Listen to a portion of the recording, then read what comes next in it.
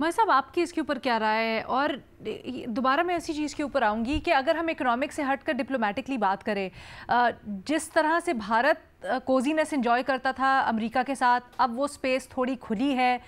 क्या पाकिस्तान कहीं ना कहीं वो कोजीनेस एंजॉय कर सकता है? क्या वो रूम है? या फिर माजी में हमने देखा है कि पाकिस्तान के भी बड़े जब भी पाकिस्तान करीब होता है अमेरिका से, कोई डिमांड हो जाती है, कोई ऐसी चीज़ होती है जो it blows up in our face, तो वहाँ पर हमें मोहतात रहने की ज़रूरत है। देखिए, पिछले 10 सालों में दुनिया बड़ी तब्दील हुई है और एक तरीके से एक नया न्यू वर्ल्ड ऑर्डर जो है वो तश्कील पा रहा है। इस वक्त जो इंडिया के हवाले से बात की जा रही है वो इंडियन स्पेसिफिक बात नहीं की जा रही, बल्कि मोदी स्पेसिफिक बात की जा रही है। बिल्कुल इसी तरह जो अमेरिका में तब्दीली आई है वो भी एक गैर मामूली तब्दीली है। यानी कोई भी सर्वे ये नहीं कह रहा था कि डोनाल्ड ट्रंप जीतेंगे, लेकिन डोनाल्ड ट्रंप जीत गए और उन्होंने अगेंस्ट ऑल ऑड्स जीते डोनाल्ड ट्रंप।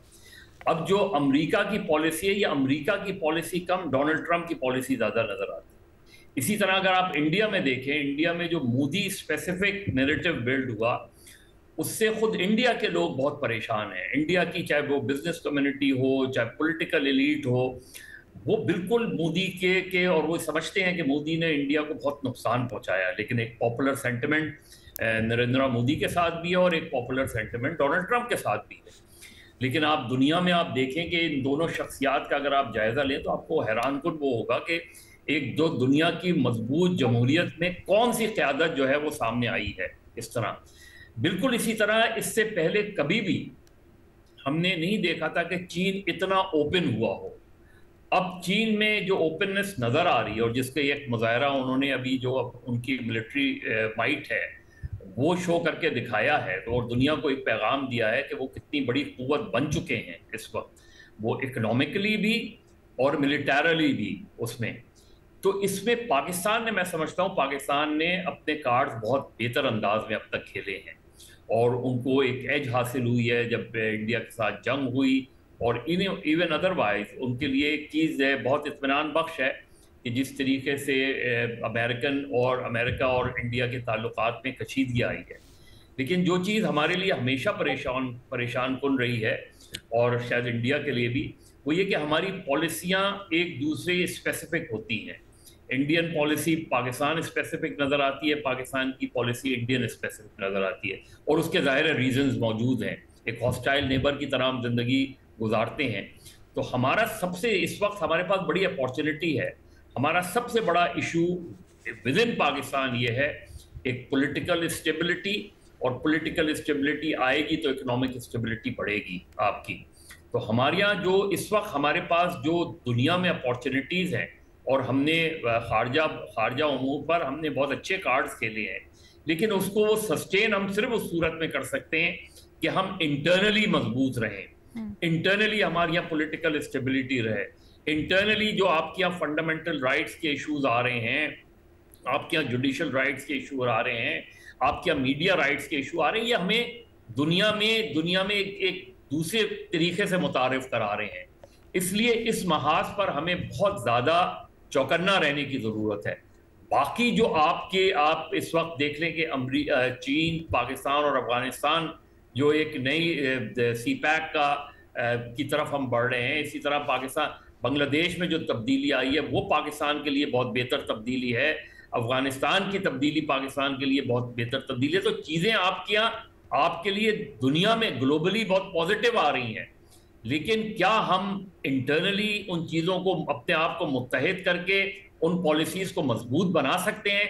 ये हमारा सबसे बड़ा इम्तिहान होगा और इसके लिए ये हमारे लिए सबसे बड़ा चैलेंज है कि इस वक्त अपॉर्चुनिटी दुनिया आपके लिए खुली हुई है।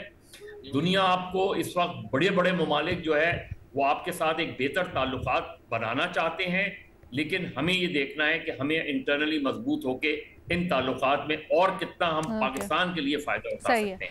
अच्छा उमर चीमा साहब, क्विकली एक चीज़ आपसे पूछना चाहूँगी। इस वक्त हम बड़ी क्लियरली देख रहे हैं कि जो सारी जंग है, सारी जो इस वक्त लड़ाई है वो पावर डायनामिक की है, राइट?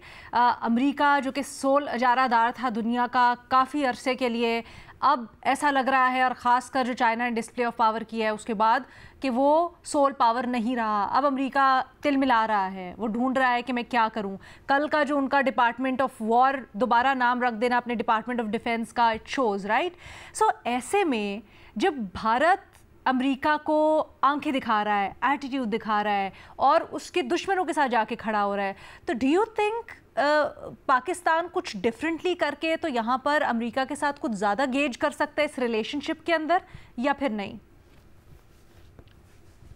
देखिए, एक तो हमें जो इस सारे क्राइसिस में एक फ़ायदा है वो ये है कि हमारी एक वाइट हाउस तक रसाई बढ़ गई है। इसका फ़ायदा ये होता है कि बहुत सारी चीज़ें जो पहले वाइट हाउस को आपके दुश्मनों से पहुंच रही होती हैं आपके बारे में, अब आपके पास मौका है कि आप खुद उनसे बात कर सकते हैं। और जब आप खुद उनसे बात कर सकते हैं, आप कोई कॉमन ग्राउंड्स भी तलाश कर सकते हैं, आप उनको इंगेज भी कर सकते हैं। मैं जिस तरह वो इकोनॉमिक डिप्लोमेसी की बात कर रहा था, मैं ये नहीं समझता कि पाकिस्तान इसके लिए कोशिश नहीं कर रहा। मैं समझता हूँ कि पाकिस्तान इसके लिए बहुत ज़्यादा कोशिश कर रहा है। इन्होंने कोई लॉबिंग फर्म्स भी उधर हायर की हुई हैं।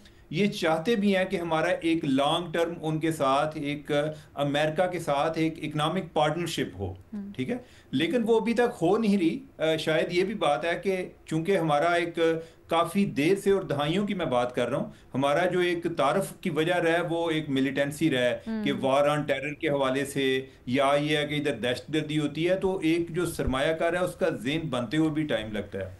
दूसरा ये है कि हमारे मुल्क में जो कुछ हो रहा है, हमें पिछले दिनों जो आईपीपीज के साथ हमने रीनेगोशिएट किया है, कहने को तो गवर्नमेंट की पॉलिटिकल लेवल पे एक उनकी विक्ट्री थी, लेकिन जो सरमायाकारी के एक फील्ड में जो बाकी लोग देखते हैं वो कहते हैं यार ये तो मुल्क जो है इनकी तो कोई एक बात नहीं होती। ये पहले इन्होंने रेकोडेक वालों के साथ किया, इन्होंने एक डील की और इनकी सुप्रीम कोर्ट जो है उसने आगे कैंसिल कर दी। तो अभी जो ये गवर्नमेंट है, ये पहले इन्हीं की एक गवर्नमेंट थी, उन्होंने हमारे साथ डील की हुई थी और ये आए हैं बाद में, ये हमसे रीनेगोशिएट कर रहे हैं। तो इस वजह से भी एक ज़रा ओवरऑल कॉन्फिडेंस बिल्ड नहीं हो रहा होता।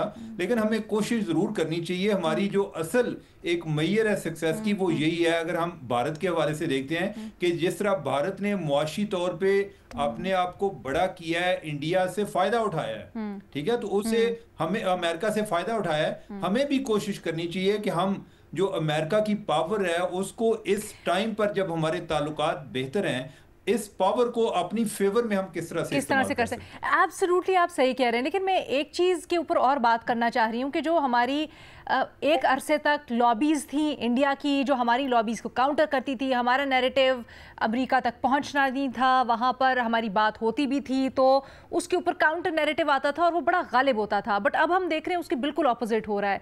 तो इस सिफारती स्पेस से हम खास तौर पर किस तरह से फ़ायदा उठाए, I think this is very important as well. महमल, इसके ऊपर कुछ ऐड करना चाहेंगे? जी जी लीना, दो चीज। जो पहला आपका सवाल है लॉबिंग का, हाँ। तो ये तो हमने देखा कि आप इवन ये पहलगाम अटैक अगर देखें, इंडिया ने बड़ी कोशिश की कि वो वेस्टर्न ममालिक जो है, खासतौर पे अमेरिका और जो यूरोपियन ममालिक हैं, इनको अपने साथ कर सके और हमारे खिलाफ जिस तरह पहले उकसाता था वो चीज़ कर सके। लेकिन एक तो ऑब्वियसली एविडेंस था ही नहीं, लेकिन उससे पहले उनका प्रोपेगेंडा जो है वो दुनिया में हमने काम करते देखा। झूठा प्रोपेगेंडा भी उनका काफी काम करता था, क्योंकि एक पाकिस्तान के भी इमेज के इशू से सारा कुछ था। तो एक तो वो नहीं काम किया। दूसरा ये कि इंडिया ने खुद जो ग्लोबली अपने आप को हर्ट किया वो ग्लोबल टेररिज्म की वजह से किया। असैसिनेशन अटेम्प्ट्स जो इन्होंने किए हैं, कनाडा में तो खैर असैसिनेशन कैरी आउट की, अमेरिका में अटेम्प्ट की, तो ये वाली जो चीजें उनके। और अब भी आप देख लें कि ट्रंप के दौर के अंदर इंडिया ने बड़ी लॉबिंग की है ये जो टैरिफ वाली चीज के ऊपर भी। उसके बावजूद जो है, क्योंकि ट्रंप जैसे एक प्रेसिडेंट, क्योंकि ये भी एक बड़े डिफरेंट किस्म के प्रेसिडेंट है, इस तरह का भी कोई प्रेसिडेंट पहले अमेरिका में, उनकी पर्सनैलिटी ऐसी है, तो वो भी काम नहीं कर रही। अच्छा, दूसरी जो चीज है ना लीना, कि हम इकोनॉमिकली जिस तरह भी बात हो रही थी, किस तरह से हम फायदा उसका उठा सकते हैं। मसला ये होता है लीना कि हमारी क्या कैपेसिटी है कि हम मार्केट्स कैप्चर कर सकें। हमें अपनी कैपेसिटी बढ़ानी है। बेसिकली इकोनॉमिकली हम स्टेबल तो हुए हैं, लेकिन इकोनॉमिक ग्रोथ के लिए हमें अपनी इंडस्ट्री की भी कैपेसिटी बढ़ानी है। तो ये भी एक चीज अहम है। अच्छा, मैं तो खासकर इस चीज के ऊपर बात करनी चाह रही थी, क्योंकि जब भी हम इकोनॉमिक इंसेंटिव्स की बात करते हैं या अपना उस तरह से स्ट्रेटेजिकली इन्वेस्टमेंट्स की बात करते हैं पाकिस्तान के लिए लेने के लिए, तो मामला ये आता है आप किसी के पास अपनी सीवी लेके जाएं, पहले वो आपकी सीवी देखे तो आपकी बात तो सुने। इतनी दिहाइयों तक हमारे साथ ये होता रहा कि हमारी तो बात ही नहीं वहाँ तक पहुँचती थी जहाँ तक पहुँचनी चाहिए। हमारा नैरेटिव को काउंटर करने के लिए इतनी चीज़ें थी कि दहशतगर्द नेशन है, ये सही नहीं है, कंड्यूसिव माहौल नहीं है। अब वो चीज़ बनना शुरू हुई। हाँ। अभी भी मैं कहूँ तो देखें, इंडिया जो है वो चाहेगा कि हम वो मार्केट ना कैप्चर कर सके, जो प्रॉक्सी वॉर इंडिया जो यानी कि क्रॉस बॉर्डर टेररिज्म जो पाकिस्तान में करा रहा है, वो डीएलए की सूरत में बलूचिस्तान में, वो टीटीपी की सूरत में पूरे पाकिस्तान में हो, खासतौर पर और बाकी, तो वो ये इसको जारी रखना चाहिए ताकि पाकिस्तान के अंदर स्टेबिलिटी ना हो। तो ये भी, इसको भी हमें काउंटर करना है, हमें दहशतगर्दी एग्जैक्टली हमारे बड़े चैलेंजेस। मैं एग्जैक्टली इस पर्सपेक्टिव से पूछना चाह रही थी।